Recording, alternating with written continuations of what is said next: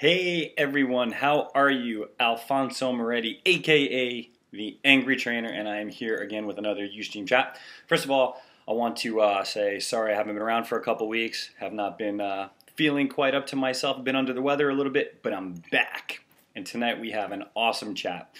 First of all, of course, I would like to thank my sponsors, Sears Fit Studio. For all of you watching, if you have not entered to go to Cancun, Mexico, you can enter for free. We're doing an awesome sweepstakes 4-day fitness retreat with myself and the other Fit Studio advisory board members. It's going to be absolutely incredible. And of course, I'd like to thank Fitfluential and my producers, Roger and Richard, Savannah Media. We've got some really great things coming up in the future for all of you. So let's get into the 6-pack secrets.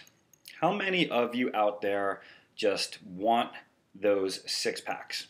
You know, it's interesting. I think if you were to talk to people about the body part they love the most, the body part they want the most highly sought after body part, people are going to say abs. And you could see it within the fitness industry. I mean, all you have to do is just take a look at the number of things that promise abs. We've got pills, as you all know from reading my site. We've got ridiculous contraptions, everything from belts to silly things that go in your room, you know, that are promising you're going to have 6-packs in weeks, and it's just not going to happen. So, by the way, if any of you have questions, please feel free to shoot them my way. I've got a little chat bar over here. I can see what all you guys are saying, and I'd love to see what kind of questions you guys have for me. So I've got my little notepad, so let's start with what we have here. I'm sure you tuned in because you want to know what the 6-pack secrets are. And I have to tell you, there are no secrets to getting abs. Let me say that again. There are no secrets. For me to sit here and tell you that I'm going to be able to give you secrets that's going to allow you to have 6-pack abs is no different than any other muscle on your body. That's like me holding a chat saying, I'm going to give you the secrets to big biceps. I'm going to give you the secrets to big shoulders, big legs. There are no secrets. You know what the secret is? Exercise and eat right. That's the secret. So I have a question here. Do crunches do anything? It feels like you have to do loads of them and you never really feel the strain. Well, in the most basic form, let me just answer your question. Yes, crunches do actually work the abdominal area. The abs work in what's called spinal flexion. So you have to imagine that your spine is, you know, kind of straight. Let's imagine it like this. If the abs were along the front here, as the abs contract, what they're going to do is they're going to curl your spine. So when you're laying flat on your back, when these muscles on the surface here contract, they basically crunch you up. The problem with crunches is that most people, and I was going to get into this a little bit later, they don't do them correctly. They pull with their neck. They don't really engage the abs. It is an effective ab exercise, but the range of motion is limited. It's not really a great abdominal exercise. The best abdominal exercise, if you're going to do crunches, is laying over the back of a Swiss ball, because then you get the chest elevated, you stretch out the entire abdominal area, and you go from a full stretch position to a full contraction position. So yes, crunches are good. Maybe you just need to try some different versions of them so that you feel it a little bit more. The main thing that you need to realize is that, you know, exercise is just a stimulus. If you have overlying fat over your stomach, you're never going to see your abs. Everybody has abs. Let me just say that. Let me say it again. Everyone has a shredded 6-pack area on their body. The only thing that differentiates us is how much fat is covering them, just like every other part of the body. So your genetics are also going to play a key role in exactly how much of that midsection you see. Hey Jeff, how you doing? Jeff has a question, actually more of a comment. He says he does not directly train his abs. He thinks they get their exercise through other compound exercises. Is it a bad idea to not train them directly? You know, Jeff, it depends on what kind of training you're doing. I completely agree with you. I do very little direct ab exercises. You know, like where you're just sitting there doing the crunches, as Richard just asked, or even, you know, a sit-up, or people, you see these people in the gym with, you know, holding plates across their chest and doing all sorts of crazy things. I do tons of chops. I do tons of functional activity, lots of planks. hand planks, suspension training planks, things that engage the abs in a way that are going to make it part of a unit, part of making the entire body strong, rather than just trying to hypertrophy this one little area, make this one little muscle grow. It's going to go back to that saying that I always have for all of you that know me, which is, it's one thing to look fit, another thing to be fit. Doing exercises like crunches and specific abdominal movements are the same as doing bicep curls. They may make the abs look a little bit better. They may make them grow a little bit more, but in terms of their functionality and how well they help everything, they're really not that functional. So let me get back to the genetic component real quick. I'm going to give you a little background on me. I think that people assume that because I'm a trainer, obviously I run Angry Trainer Fitness, and that I've competed, that I must have a six-pack. And I'm here to tell you that my stomach, in terms of the way it looks, is the fattest part of my body. It has been since I'm a kid. In fact, if you look at pictures of me when I competed, without my stomach, every other muscle group on my body probably looked like it was 4 or 5% body fat.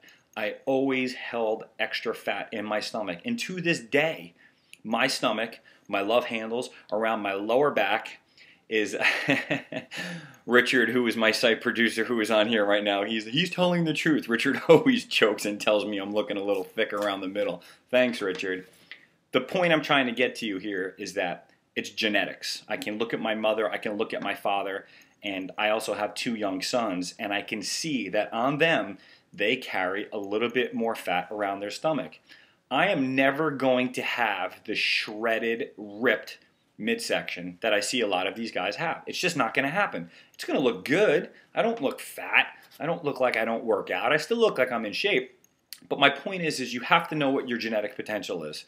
Of course, you can always change it a little bit. I could starve myself and probably get myself where there would be no fat there. But for me, it's very, very difficult to maintain. So the key here is genetics. The other thing that we need to talk about is the way your body stores fat. You can thank Mother Nature for this. She's kind of cruel. For all of you that have lost weight and or gained weight, at least in my experience, and I know from other people as well, your stomach is usually the last place you lose weight, and when you go off your diet, it's the first place you see it again. My face will get super thin, my shoulders, my arms, my legs. It's only at the very, very end of a diet or some type of program that I'm on where I really start to see the results in my stomach. And I have to be perfect, and I'm sure many of you do as well. And then as soon as you go off the diet, it's almost like Mother Nature is like, okay, well, we're just going to put the fat right back on your stomach first. These are just genetic areas that the human body stores fat in. We've got the abdomen, we've got the love handles, the lower back. On women, many times we have the hips, the glutes, and we also have the back of the arms. They're just genetic points where, people, they just don't, it's just the way we store fat. I have another question here. Are sit-ups overrated? I think they're actually underrated. You're going to find a lot of coaches, and I'm going to tell you a very interesting story. You're going to find a lot of coaches that say to stay away from this sit-up. They're going to say that it doesn't really work the abs. You know what? That's all a bunch of phooey. Of course it works the abs. The very beginning of a sit-up is a crunch. After the crunch comes into play, then you're going to use your hip flexors and you're going to pull yourself up off the floor. And I'm going to tell you that as we get older, I've seen people who are in their 60s and 70s that fall down on the floor and they can't get up. The reason why they can't get up is because they don't have that basis of functional strength to actually sit up off the floor. They're actually stuck there. That's absurd. So when we talk about are they overrated for what? Are they overrated for giving you a six-pack? Maybe. They're not overrated for becoming a functional exercise and one that will equate into real life fitness. If you fall down on the ground, if you're laying down on the ground, even if you're just laying on the floor in your room watching television, you need a way to get up. So the way you get up is you do a sit-up. A sit-up is a very functional exercise. It's the way the human body is made to go. It's a very natural motion. So as far as I'm concerned, you should be able to do sit-ups. And interestingly, I can tell you that in schools nowadays, they actually don't include sit-ups in the protocol. They make them do crunches, or they call them curl-ups. So as a result, I have a 10-year-old who came home and couldn't do one sit-up. My 10-year-old couldn't do one sit-up because all they make him do in crunches. Of course, I put the kibosh on that, and now he can do sit-ups. But so no, absolutely not. Follow up to the question, how many sit-ups should I perform at a time? You know, I don't go with numbers. I don't go with, I think you should intersperse them as part of your workout. If you follow me here on Angry Trainer Fitness, you know that I'm a huge fan of circuit training. So what I might do is a form of a sit-up where if you're in the gym, you kind of lock yourself into that decline bench, you lean back, maybe you take a medicine ball, you do some twists, some back and forth with it, 30 seconds, 45 seconds, like a Tabata style workout, come on off and then go back to it. But, and I should talk about this, I'm going to tell you this very quickly. Jim Stepani, who is a doctor, I've reviewed his product called the Jack Rack on the site. He writes for Muscle and Fitness, very, very intelligent guy. And he makes a very valid point. And the point is that your abdominal training, whatever your specific abdominal training is going to be, whether you're going to do hanging leg raises, the crunches, the twists, the Russian twist, whatever you're going to do, they should really be left towards the end of the workout. And it kind of makes sense when you think about it, because if you train your abdominal area, now you have to remember your abs contribute to your core strength. So you don't really want to weaken your core strength during activity. You want to keep this as strong as possible and leave it to the end. It's kind of like your rotator cuff muscles in your shoulders. You wouldn't really go into the gym, do a crazy rotator cuff workout, and then go bench, because now you've weakened some of the stability in the shoulder joint. Well, I want you to think about your abs kind of as the contributors to your torso strength, your core strength. So if you're going to sit there and do tons of abs and then go do your workout, now you've kind of weakened this area. So whatever specific abdominal training you do, I would leave it towards the end of the workout. Jeff says that he knows that getting abs is all about lowering body fat low enough. What is my take on fasted cardio first thing in the morning? Right on, Jeff. Jeff, that is very interesting, because, you're going to read and you're going to see a lot of people who say that there is no conclusive proof that fasted cardio burns any more fat. Chris Aceto, who is a huge nutritionist in the bodybuilding world, I had read an article of his, once before, and he said, much like I would say about many things on the site, is he doesn't care what the literature says. He doesn't care what the research and the studies say. He's done it with bodybuilders, weight trainers, and people looking to lose body fat. And I can tell you myself, I have done fasted cardio, especially during my intermittent fasted diet. But even back when I used to be a bodybuilder, intermittent fasting makes perfect sense. Your body's in low blood sugar. When you're in low blood sugar, then obviously you're going to burn more calories from fat. So when you wake up in the morning, no blood sugar. So of course, go do some cardio. I'm a huge fan of it. I think it's fantastic. And interestingly, if you do high intensity, moderate to high intensity exercise, this is actually something else that I just studied because I answered it on the Angry Trainer Fitness site. You can burn, check this out, after 45 minutes of intense exercise, moderate to intense exercise, you can burn an additional 200 calories the rest of the day. So let's say you burn 500 calories during your 45 minutes, 400 calories during your 45 minutes, then you stop. Even if you don't do anything else the rest of the day, you're going to burn an additional 200 calories on top of your metabolism. I think that's just awesome. Hey, Courtney is on board as well. Courtney says, on the subject of fat, have I heard whether or not alpha fats can be converted to beta fats? I have heard that. And real quick, for those of you who don't know what alpha and beta is, they're basically just different fat receptors. Your body is super complicated. Nothing is easy when it comes to your body fat. Just like you have different muscle fiber types, fast twitch, slow twitch, type 2A, type 2B, you also have different fat cells on your body, which are more or less receptive basically to being utilized for fuel. I haven't really done enough research, Courtney, to be perfectly honest with you, whether or not they can be converted. I'm sure they probably could be converted. That's complicated. I would have to really, really look into that. And truthfully, I think it just comes down to people just not gaining the fat to begin with. Because here's something I should actually just turn this into a chat about fat.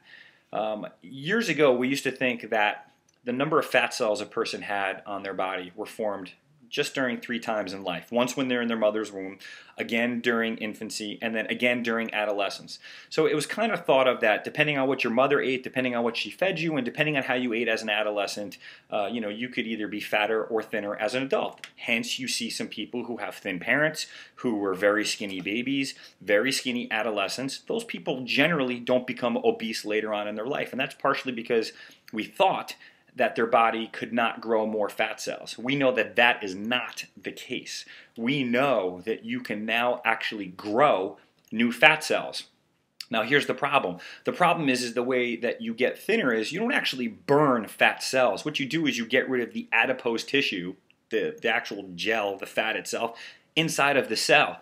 So once you've become overweight, once you've gained 40, 50, 60, 70 and upward pounds, even if you lose all the weight, you still have more fat cells than you used to have, which means you may be at risk for disease and other health implications. So the key here is prevention. Sad to say. Carla says, "Hola Alfonso, hola Carla, ¿cómo está?" How are you, Carla? Is it okay to work out your abs every day or not? Please send me a big smile. I'm awful injured. It would make your evening. Hello, Carla Jin. How are you?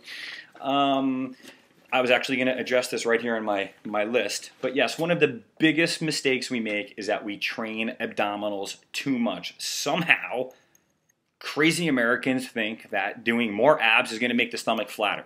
Somehow we think that training the stomach every single day, over and over and over again, is going to miraculously give you a six-pack. That's absurd. They are muscles like every other muscle on your body. They need time to recover. They need time to rest. Now, with that said, different parts of your body are comprised of different muscle fiber types. Some are more endurance, some have less endurance, some have better high intensity output, better power output, but less endurance. So when it comes to the abs, you probably could get away with training them twice a week. But truthfully, if your routine is good, and Carla, I know because you've told me you've done the ass kicker workout, you've done my 10 by 10 workout, I know you've done my workouts on YouTube. Those are all functional training workouts. They all engage the core. Let's take a burpee, for instance. A burpee has a huge abdominal component to it. When you jump down on the floor, when you jump forward and pull your knees forward, you're essentially doing a knee raise. You're pulling your knees forward. You're using your abdominals in a functional way. So as long as your program is right, functional, stability, and you have the right type of protocol in place, you don't need to train your abs every day. And in fact, you're going to make them weaker and you're going to hurt your lower back. Courtney says she figured if I've learned any more since the last time I mentioned, I haven't, Courtney, because it really just comes down to eat an appropriate diet and the body fat will go. But for you, Courtney, just for you, I am going to do a little bit of research on this and I promise I will have an answer for you. The Bosa, Robert Bosa is in the house. He says that he usually takes branched chain amino acids before and during a workout so they will aid the muscle building process. Does this apply to running? What do you think about taking branched chain amino acids before cardio, after fasting? Well, I will tell you that when I did the intermittent fasting diet, that I did take branched chain amino acids during, actually right before I went to the gym and I did my workout, whether it was cardio or weight training. I think branched chain amino acids are great. As long as they're a reputable brand and they have what's in there. And when it comes to supplements, I think you have to weigh whether or not it's worth it for you or not. If you're going to take branched chain amino acids for the rest of your life, then by all means take them. It's kind of like, I look at branched chain amino acids more like a multi-mineral, multivitamin type supplement. That is something I could see myself taking. I wouldn't say that they necessarily aid in the muscle building process. I would say that they probably help in the sparing of lean muscle tissue going into the gym. So I would definitely do that. Robert also asked, will running after fasting in the AM cause any muscle loss or only burn fat? Okay, well, this is another huge misconception. Man, you guys are just all about fat burning. It's not just about, and this is where it all ties into the abs. Now you can see why the fitness industry is so crazy with abdominal products. I don't think that fasting AM cardio is going to cause any muscle loss. And the reason why I'm going to tell you that is because if you recall, when I did the intermittent fasting, for me to do an intermittent fasting diet, I did it specifically for you guys, but also for myself because it goes against the grain of everything we've ever been told. It's not about eating every 2.5 hours. It's not about supplying constant stream of protein and carbohydrates and different things into your body. It's about only eating in an 8-hour time frame. I lost no muscle mass. Now keep in mind, the way I was doing this is I actually didn't start eating until 11 o'clock or noon every single day. And if I went to the gym in the morning, that meant that I worked out at 7 a.m., I might have worked out at 8 a.m. And done some cardio. Now on some days I did work out right before my first meal of the day, but I lost no muscle mass. So I think the thing that causes excessive muscle loss is under eating and over exercising. I've told you all before, your body, it's like asking it a question, and this is why marathoning, I'm not a big fan of marathoning. You know, whatever you're demanding of your body is the way it's going to respond, and your body's highly adaptive. So if you run 26 miles, the way your body adapts is by lightening the load, getting rid of the muscle tissue. How does your body respond if you lift big weights? Well, it's got to grow bigger muscles. So I wouldn't worry at all about that. Yes, you are all misinformed by the fitness industry. He is on board. I like the angry movement. I think Robert Bosa has just coined a phrase called the angry movement. I think we're going to have to start hashtagging that. All right, so here's the problem we have with abdominal training. Too much cardio. People who do excessive amounts of cardio. What happens when you exercise too much and you eat too little? Your body basically goes into starvation mode, and a stress hormone gets released called cortisol. Guess what cortisol does besides make you achy, irritable, and no fun to be around? It makes you fatter. I have seen people exercise more. Pay attention to this because this is really super important. This absolutely sounds crazy, but it's true. I've seen people exercise more and eat less and get fatter, especially around their stomach. That is insane. Cortisol, empirically, meaning, you know, we've seen it in case studies, helps to store fat around the stomach. So, number one, do not do excessive cardio. Do not do excessive exercise for your abs. The other problem we have is that, of course, because we sit like I'm doing right now, we all suffer from low back pain. There's tons and tons of neck, mid-back, and low back problems in this country. Well, guess what contributes to it? Too much abdominal exercise. So, for every abdominal exercise that you do, you should be doing a lower back exercise. You guys have heard me say a billion times on the site, bird dogs, one-legged deadlifts, even dumbbell deadlifts with both hands. You need to train that lower back in order to compensate for all the abdominal work you're doing. If you don't, you're going to throw your spinal stability out of balance, basically, and you're going to end up with low back problems. It's just common. It's so common. It's disgusting. So for every abdominal exercise you do, at least one low back exercise. So, not enough functional training. For everybody who's on board right now, how many of you truly do functional training? Honestly, because I have to say that I think there is still a huge number of people that are still doing these bodybuilder weight training routines. I was in the gym the other day and I looked around, and honestly, this is the truth, I did not see one single individual doing any form of functional training. Everybody was bench pressing, squatting, rowing, shoulder pressing, and I just looked and it was just sad to me. It was sad because they don't know what they're doing. They think they're doing the right thing and they don't. Courtney says that you cover it in your kickboxing class. That's awesome. Tell your kickboxing instructor I give him or her kudos. Robert says that they mix it in with traditional bodybuilding. That's very cool. I do the same thing. I still can't get it. You know, you can take the knucklehead out of the gym, but you can't take the gym out of the knucklehead, so I still lift weights too. That is simply because what I want. I got you, Robert. It's all good. Bodybuilding is still cool as long as you keep the functional training. It's about your program on a whole. Care81, you do body rock. Interestingly, how do you like the new body rock? I'm sorry, I have to ask you. I have to deviate from the topic for just a moment. How do you like the new body rock? Is the body rock, do you like the new body rock or not? Are you happy with it, or do you like it better the way you know, Zuzana was? Just curious. You don't like it, huh? That's too bad. That's too bad. Okay. Anyway, so here's what we need to do. You need to think about your abdominals just like any other muscle group. You need to train it the same way. So if you're not going to train your biceps every single day, if you're not going to train your shoulders and your chest every single day, then you can't train your abs every single day. They need to be stimulated to improve, to have better performance, but not annihilated where they never have a chance to rest.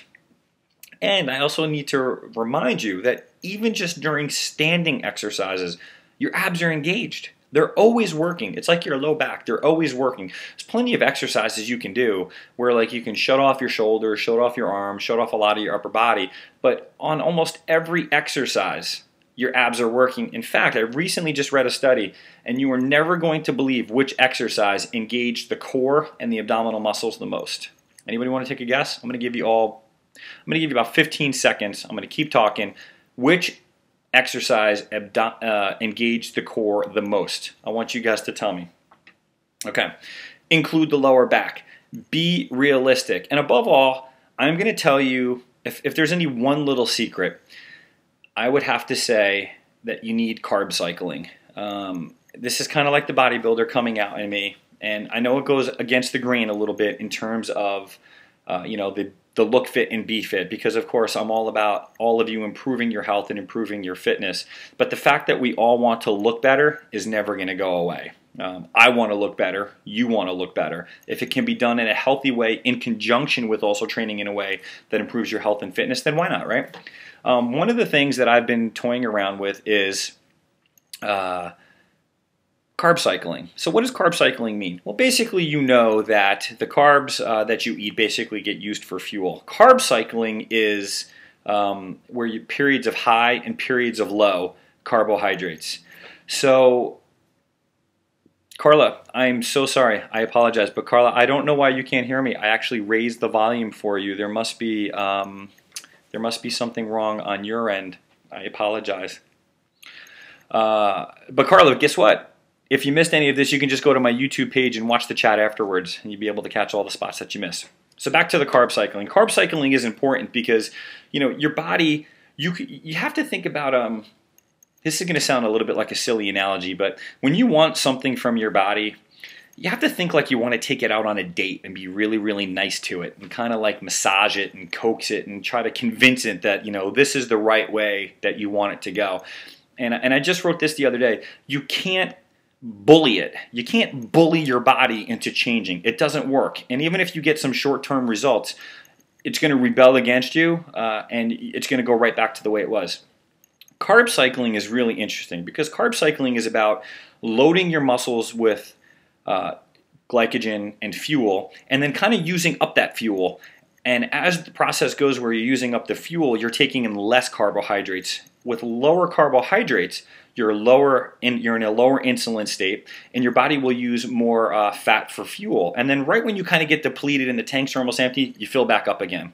That's one of the reasons why I'm doing the keto diet. On the keto diet, every 7th day, you recharge up the tanks again, and then you kind of run off those carbohydrates. And I have to tell you that for me, I've lost a lot of body fat doing it. So there may be an article coming on Angry Trainer Fitness about carb cycling. Raj says he can hear me, and he is sorry about that, Carla Jin. Yes, I'm definitely talking loud enough. So I think you all need to be very, very realistic about your goals. And I think you need to prioritize. I think you need to make sure that your program is not structured around six-pack abs. There's more to your body than abs. You have a whole bunch of other things that also need to be worked on. So Robert Bosa is saying yes, he would like a carb cycling article. He wants to try it. All right, you know what? I listen. You guys know I all listen to you. We'll do a little carb cycling program and see if you guys can follow along with it. So we have about a minute left. So what I want to tell you guys is that, for one, for all of you that saw me on Ink Master, thank you very much for your support. I love my tat. It's fantastic. 2, there's some really awesome things coming at Angry Trainer Fitness. By the way, you should all know we have Angry Trainer Fitness t-shirts now. So wear the brand. I promise when you put these shirts on, you are going to see the fitness industry in a whole new way. There's just something about the shirt. It just makes you feel different. So please wear the shirt, wear it with pride. On the back of the shirt, of course, it says fitness facts, not fiction, because you know that's what we promote. If you're not following me on Facebook, which I know all of you are because I know who all of you are, share this with your friends. Join the YouTube channel. We've got some really, really cool stuff coming up on Angry Trainer Fitness. If you have any suggestions, any workouts you want to see, you guys know I'm always accessible to you. Alfonso at angrytrainerfitness.com. Feel free to drop me a line. You know, you guys want to see you guys want to see an article on carb cycling, I'm going to do it. If there's something else that you want to see, just drop me a line. Shoot me a line on the Facebook page. I'm happy to answer it for you. I love interacting with you guys. I love when you guys connect with me. It keeps me going, it keeps me motivated, and it keeps me fresh. So with that, I will bid myself adieu to all of you. 30-minute chat is over. I hope it was a little informative for you guys. I'm sorry, but I'm going to reiterate, there are no secrets to getting a six-pack. We all know what to do, right? Exercise, eat appropriately, everything else falls into place, right? Cool. All right, so till next time, be well and stay angry. Good night, everyone. Great to talk to you all. Bye-bye.